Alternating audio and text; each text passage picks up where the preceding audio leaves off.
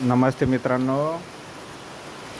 पैठण आणि पैठण परिसरामध्ये संभाजीनगर जिल्ह्यामध्ये पैठणमध्ये खास करून धनगाव, ढोरकीन, पातळगाव, राटगाव, इकडं शेवगाव तालुक्यातले मुंगी, आपेगाव 2 दिवसापासून सर्वदूर पाऊस चालू आहे.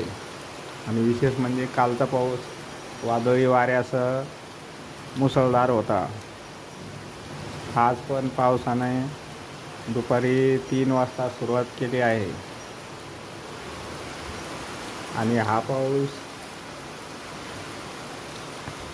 रात्रभर रिमझिम रिमझिम चालू शकतो. शेतकरी बळीराजा सुकावला.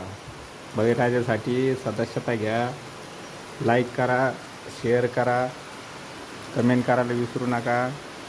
बेल आयकॉनचे बटन अवश्य दाबा. धन्यवाद मित्रांनो.